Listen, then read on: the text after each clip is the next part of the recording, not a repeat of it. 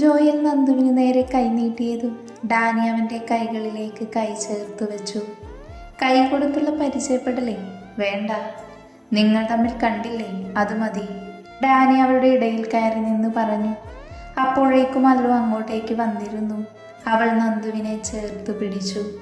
അത് എന്തുകൊണ്ടോ നന്ദുവിന് വല്ലാത്തൊരാശ്വാസമാണ് തോന്നിയത്. ജോയലിന് അവൾ തൻ്റെ വിരൽത്തുമ്പിൽ സ്പർശിക്കുന്നത് പോലും ചിന്തിക്കാൻ കഴിയുമായിരുന്നില്ല. അത്രത്തോളം അവളുടെ ശരീര സ്പർശനത്തിന് കൊതിച്ചു നിൽക്കുമായിരുന്നു അവൻ. ഹായ് ജോയലേട്ടായി, സുഖം തന്നെയല്ലേ? എന്തൊക്കെയാ വിശേഷം? അല്ലു ജോയലിനെ ഒന്നാക്കിക്കൊണ്ട് ചോദിച്ചു. നന്നായിരിക്കുന്നു അല്ലു, നിനക്കും സുഖമല്ലേ മോളെ? ജോയൽ പുഞ്ചിരിയോടെ പറഞ്ഞു. അതിന് അല്ലു ഒന്ന് മൂടി. സുഖം.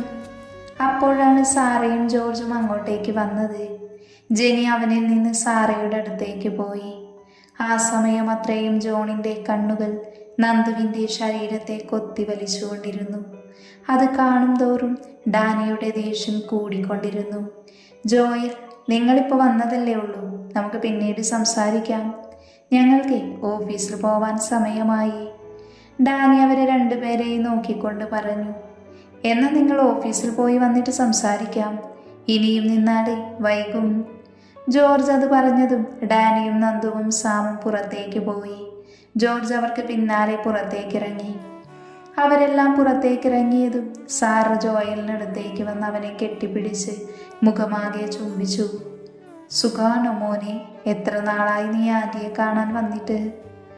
ആഗ്രഹമില്ലാഞ്ഞിട്ടല്ല ആൻറ്റി, ഇങ്ങോട്ടേക്ക് വരാൻ കഴിയണ്ടേ? ആൻറ്റിയുടെ പുത്രനെ എന്നെ കണ്ണിൽ കണ്ടൂടല്ലോ. അത് ശരിയാ. അപ്പോഴാണ് സാറ അവരെ തന്നെ നോക്കി നിൽക്കുന്ന ജോണിനെ കണ്ടത്. മോനെ. സാറ വല്ലാത്തൊരു വാത്സല്യത്തോടെ ജോണിനെ വിളിച്ചു. എന്തേ, ഇതുവരെ എന്നെ കണ്ടില്ലേ?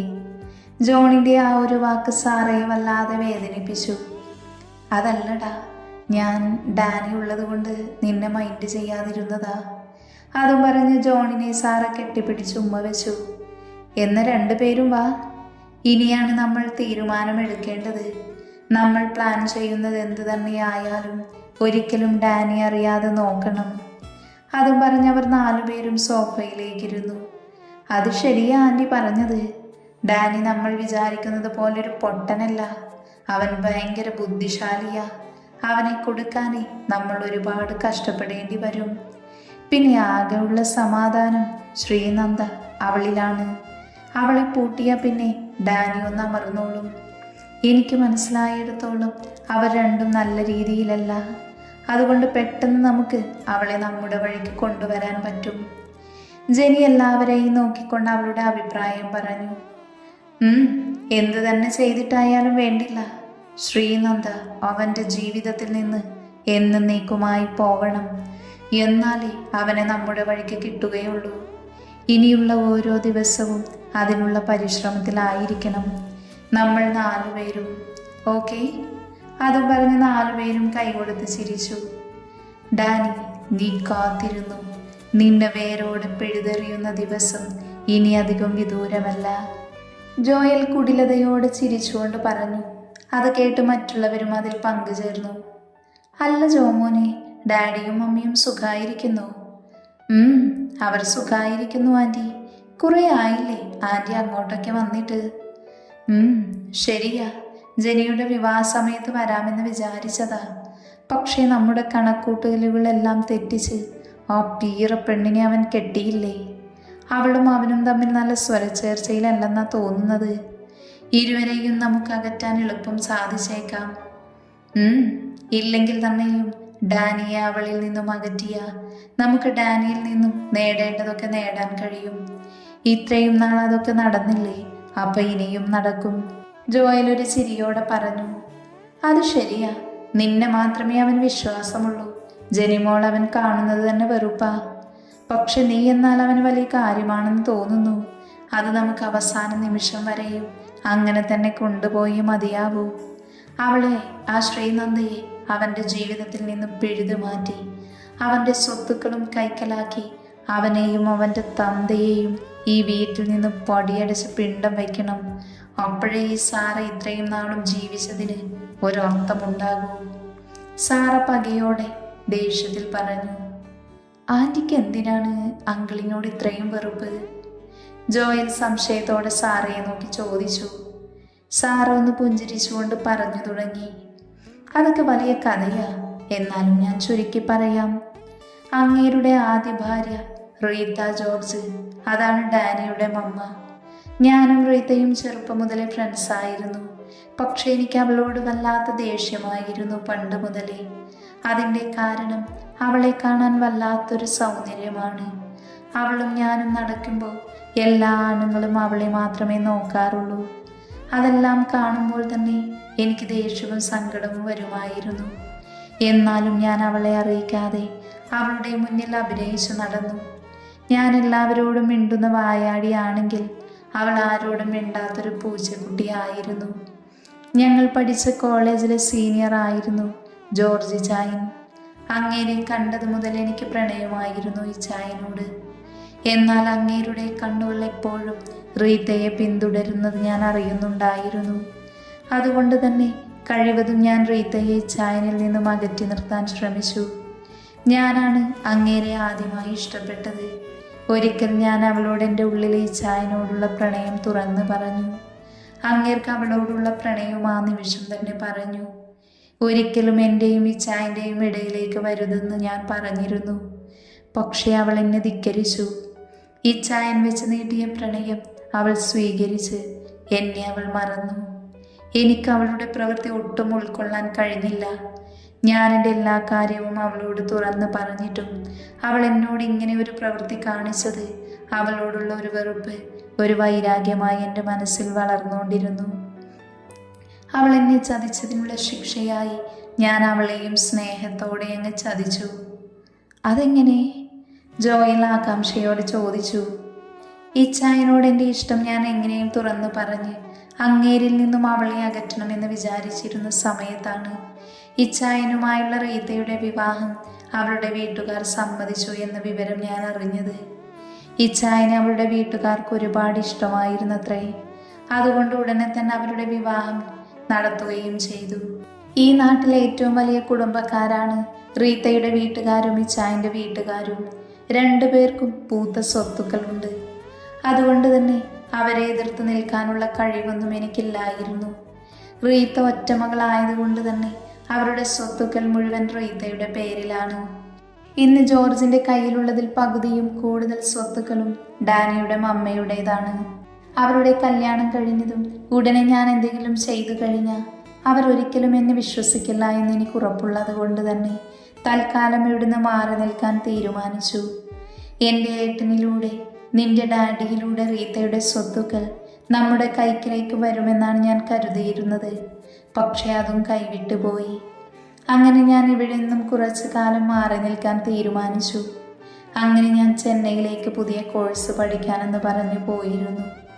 അവിടെ വെച്ചാണ് ആൻ്റണി മേലെടുത്ത് ജോണിൻ്റെ പപ്പയെ ഞാൻ ആദ്യമായി കാണുന്നതും പരിചയപ്പെടുന്നതും. അങ്ങനെ ഞങ്ങൾ പെട്ടെന്ന് അടുത്തുപോയി. പക്ഷേ അപ്പോഴും എൻ്റെ മനസ്സിൽ എവിടെയോ ഇച്ഛായനുണ്ടായിരുന്നു. അത് ഞാൻ ആൻ്റണിയോട് തുറന്ന് പറഞ്ഞില്ല. അങ്ങനെ എല്ലാം കൊണ്ടും ഞാനും ആൻ്റണിയും എല്ലാ അർത്ഥത്തിലും ഒന്നായി. അങ്ങനെ ഞാൻ ജോണിനെ ഗർഭം ധരിച്ചു. അതിനിടയിലാണ് ഞാൻ എൻ്റെ ഏട്ടൻ തോമസ് ഏട്ടായെ വിളിച്ച് ഇച്ഛായനെക്കുറിച്ചും റീത്തയെക്കുറിച്ചും പറയുന്നതെല്ലാം ആൻ്റണി കേൾക്കാനിടയായത്.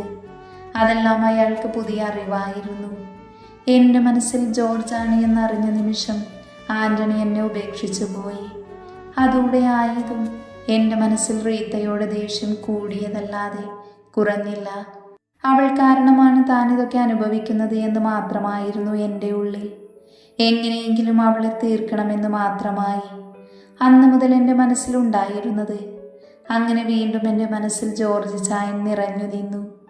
അങ്ങനെ ജോണിനെ പ്രസവിച്ച് കുറച്ച് കഴിഞ്ഞപ്പോൾ തന്നെ ഞാൻ ആൻ്റണിയെ തിരിഞ്ഞു വന്ന് അന്ന് ഞാൻ നിന്റെ പപ്പയോട് എല്ലാ കാര്യങ്ങളും തുറന്നു പറഞ്ഞു. എല്ലാം കേട്ടിട്ടും അയാളൊന്നും പറഞ്ഞില്ല. അപ്പോഴേക്കും ഞാൻ എൻ്റെ ആവശ്യം അയാളോട് അറിയിച്ചിരുന്നു. ജോർജിനെ ഞാൻ സ്വന്തമാക്കുമെന്നും ഇവൻ നിങ്ങളുടെ കൂടെ വളരണം, പക്ഷേ എന്നിൽ നിന്ന് അവനെ ഒഴിവാക്കരുതുമെന്നും തുറന്നു പറഞ്ഞു. അതിനു പകരമായി ആൻ്റണി ആവശ്യപ്പെട്ടത് ജോർജിൻ്റെ സ്വത്തുക്കളിൽ നിന്ന് എനിക്ക് കിട്ടുമ്പോൾ അതിലെ പകുതി ആന്റണിക്ക് കൊടുക്കണമെന്നായിരുന്നു.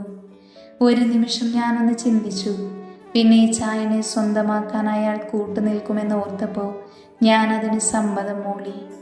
വീണ്ടും ഞാൻ നാട്ടിലേക്ക് മടങ്ങി വന്നു. അപ്പോഴാണ് ഞാൻ അറിയുന്നത് റീത്ത പൂർണ്ണ ഗർഭിണിയാണെന്നുള്ളത്. കേട്ടപ്പോൾ ഒരു ഷോക്കായിരുന്നു. എങ്കിലും ഞാൻ അവളെ കാണാൻ ഈ കുരിശിങ്കിലേക്ക് വന്നു.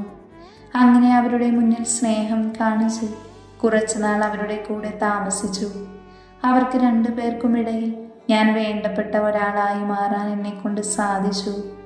ഇടയ്ക്കിടയ്ക്ക് ഞാൻ ആന്റണിയുടെ അടുത്തേക്ക് പോയി എൻ്റെ മോനെ കാണാൻ പോകുമായിരുന്നു. റീത്തയും ഇച്ചായനും അതറിയില്ലായിരുന്നു. ഓരോ ദിവസവും റീത്തയോടുള്ള ഇച്ചായൻ്റെ പ്രണയം കണ്ട് എനിക്ക് അവളോടുള്ള വെറുപ്പ് കൂടിയതേ ഉള്ളൂ. അങ്ങനെ ഒരു ദിവസം ഞാനും റീത്തയും ഒറ്റയ്ക്കായ നിമിഷം, എന്തുകൊണ്ടും അവളെ എന്നേക്കുമായി ഒഴിവാക്കാൻ പറ്റിയ അവസരമാണ് എന്നോർത്ത് ഞാൻ അവളെ ഇല്ലാതാക്കാൻ തന്നെ തീരുമാനിച്ചു. അവൾ പ്രസവിക്കാൻ 2 ദിവസം ബാക്കി നിൽക്കുന്നേ ഉള്ളൂ. ആ സമയമാണ് എനിക്ക് അവളെ തനിച്ചു കിട്ടിയത്. അങ്ങനെ പറ്റിയ സാഹചര്യം കിട്ടിയ സന്തോഷത്തിൽ ഞാൻ അവളെ എങ്ങനെ തുടച്ചു നീക്കണമെന്നോർത്ത് നിന്നപ്പോഴാണ് അതിനായി ഒരവസരം ഈശ്വരൻ തന്നെ തന്നത്. ഹോസ്പിറ്റലിലേക്കുള്ള ബാഗ് സെറ്റാക്കി ഞാനും അവളും റൂമിൽ നിന്ന് താഴേക്ക് പോകുന്ന പോക്കിൽ അവൾ മുന്നിലും ഞാൻ ബാക്കിലുമാണ്. ആ സന്ദർഭം നോക്കി തന്നെ ഞാൻ മുകളിൽ നിന്ന് അവളൊറ്റ തള്ളായിരുന്നു. ആ സമയം എനിക്ക് സന്തോഷം കൊണ്ട് തുള്ളിച്ചാടാൻ തോന്നിയ നിമിഷമാണ്. റീത്ത ഉരുണ്ടുരുണ്ട് താഴെ എത്തിയപ്പോഴാണ് കോളിംഗ് ബെല്ലിൻ്റെ ശബ്ദം കേട്ടത്. ആ നിമിഷം തന്നെ ഞാൻ നിലവിളിച്ചുകൊണ്ട് ഡോറ് തുറക്കാൻ ഓടി. തുറന്നു നോക്കിയപ്പോൾ ഇച്ചായനായിരുന്നു. എൻ്റെ കരച്ചിൽ കേട്ട് ഇച്ചായൻ പേടിയോടെയാണ് അകത്തേക്ക് കയറിയത്. കയറിയ നിമിഷം തന്നെ റീത്ത അനങ്ങാതെ കിടക്കുന്നത് കണ്ട് ഇച്ചായനും കരഞ്ഞോണ്ട് റീത്തയെ കയ്യിലെടുത്തുയർത്തി കാറിലേക്ക് ഓടി എൻ്റെ മടിയിൽ കിടത്തി തന്നു. പിന്നെ ഒരു പോക്കായിരുന്നു ഹോസ്പിറ്റലിലേക്ക്. ആ സമയമെല്ലാം എൻ്റെ മനസ്സിൽ ഇതോടെ തള്ളയും മകനും തീർന്നാ മതി എന്നായിരുന്നു ഉണ്ടായിരുന്നത്. എന്നാൽ പിന്നെ ഞാൻ ഇച്ചായനെ കെട്ടിയ ഇച്ചായൻ്റെ സ്വത്തുക്കളെല്ലാം എനിക്ക് മാത്രം അവകാശപ്പെട്ടതാണല്ലോ എന്നായിരുന്നു എൻ്റെ മനസ്സിലുണ്ടായിരുന്നത്. അങ്ങനെ ഹോസ്പിറ്റൽ കൊണ്ട് ചെന്നപ്പോൾ കുറച്ച് കോംപ്ലിക്കേറ്റഡ് ആണ് എന്നറിഞ്ഞപ്പോൾ ഇച്ചായനാകെ തകർന്നു പോയി. ആ സമയം തന്നെ ഞാൻ മുതലാക്കി ഇച്ചായനെ സമാധാനിപ്പിച്ച് കൂടെയിരുന്നു. ഇച്ചായൻ്റെ കൂടെ വേറെ ആരും ഉണ്ടായിരുന്നില്ല. ഇച്ചായൻ്റെ അമ്മച്ചി മേരി അവരുടെ കുടുംബ വീട്ടിലാണ് നിൽക്കാറ്. കുര്യനപ്പച്ചൻ ആ വീട്ടിൽ നിന്നാണ് മരിച്ചത്. അതുകൊണ്ട് തന്നെ എങ്ങോട്ടും വരില്ല എന്ന വാശിയിലായിരുന്നു പുള്ളിക്കാരി. ഇച്ചായന് ഓഫീസും ടെക്സ്റ്റൈൽസും എല്ലാം നോക്കി നടത്താൻ ഇവിടെയാണ് സുഖം. അതുകൊണ്ടാണ് ഇവർ ഇങ്ങോട്ടേക്ക് താമസം മാറിയത്. അവിടെ നിന്നും കെട്ടിപ്പടുത്തതാണ് കുരിശിങ്കലിലെ സ്വത്തുക്കൾ മുഴുവൻ. അതുകൊണ്ട് തന്നെ ഇച്ചായനെ സമാധാനിപ്പിക്കാൻ ആ സമയം ഞാൻ മാത്രമുണ്ടായിരുന്നുള്ളൂ. അത് ഇച്ചായൻ എന്നെ മനസ്സിലാക്കാൻ, എൻ്റെ നന്മ മനസ്സിലാക്കാൻ കിട്ടിയ അവസരമായിരുന്നു എനിക്ക്. അങ്ങനെ കുറച്ച് മണിക്കൂറുകൾക്ക് ശേഷം ഡോക്ടർ പുറത്തേക്ക് വന്ന് പറഞ്ഞു, കുഞ്ഞിനെ രക്ഷിക്കാനായി, പക്ഷേ അമ്മയെ ഞങ്ങൾക്ക് രക്ഷിക്കാൻ കഴിഞ്ഞില്ല. അതോടെ കേട്ടതും ഇച്ചായൻ തളർച്ചയോടെ എൻ്റെ തോളിലേക്ക് വീണു.